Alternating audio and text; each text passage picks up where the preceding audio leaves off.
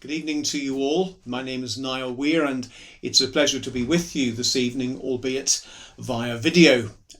I'm honoured to be with you tonight as this is the 81st anniversary of the terrible events of the 13th of October 1940, when some 170 people lost their lives in what has become known as the Coronation Avenue bombing. Thank you for this kind invitation to be with you and to say a few words with you this evening. If I might start by being a bit autobiographical, I am the 17th rector of West Hackney, which came into being as a parish in 1824. Behind me in the picture is the old West Hackney Church. For nearly 100 years it stood as a prominent landmark in West Hackney, and it was huge outside and huge inside too, being able to accommodate some 3,200 people. And it stood there at the very heart of West Hackney as a prominent landmark until just over 81 years ago, when on the 18th of September 1940, the Luftwaffe dropped a £1,000 bomb directly onto it, and the church was flattened with the exception of the front clock tower. This is what West Hackney woke up to the morning after the night before. But the show had to go on, and on the following Sunday the congregation of West Hackney decamped to the old parochial school across the road, which was to be its home until 1960, when the current St Paul's Church was opened. The current church doesn't quite seat 3,200 people, not even a tenth of that, but I hope, all said, that 81 years later it still occupies a prominent physical and spiritual place in the heart of West Hackney. And 81 years on from those terrible events, there still are quite a few people around who can tell you good stories of those times. One of my number remembers being blown out of bed by the bomb that fell on the church. Another remembers the days of the blackouts. Stumbling along in the dark reminded her of the number of times she'd tripped and fallen on the streets of West Hackney, and she likes to say, "I had more falls at that time than Niagara." Another one of my number remembers losing her two front teeth during the blackout, when in the Stygian darkness she collided with a lamppost, banged her mouth, and that was that.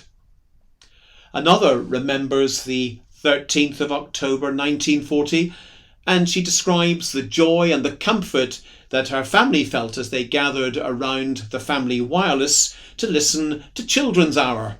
And the speaker on that day was none other than 15-year-old Princess Elizabeth. And she was there addressing all the young people of the United Kingdom, of Great Britain and beyond, offering them tidings of comfort and encouragement during those terrible times.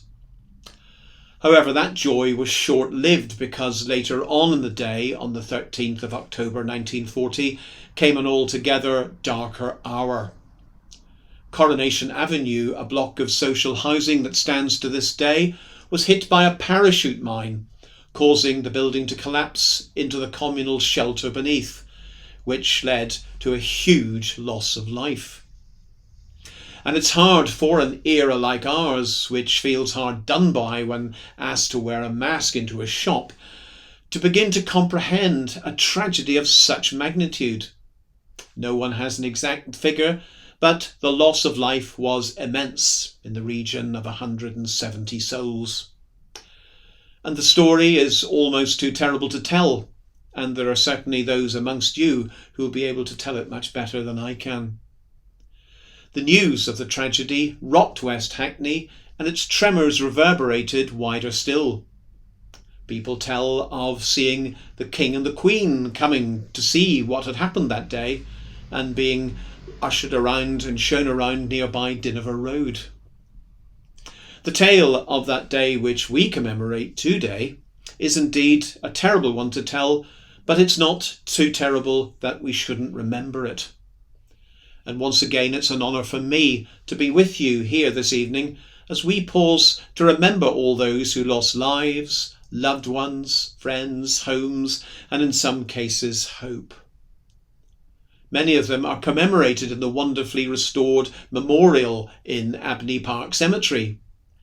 All of them are commemorated on the plaque which was unveiled by George Alagaya 10 years ago on Sunday the 15th of May 2011. And you can see it on Coronation Avenue itself. Both of these memorials came about through the initiatives and efforts of local West Hackney people, as indeed did the cake which was cut at the beginning of the celebration in St Paul's Church after the unveiling of that plaque. And I'm humbled to have been asked to contribute to this occasion of remembrance 81 years on, another example of local initiative and effort. The memorial plaque on Coronation Avenue will continue to remind people of the terrible events of the 13th of October 1940, as indeed will the magnificent memorial in Abney Park Cemetery.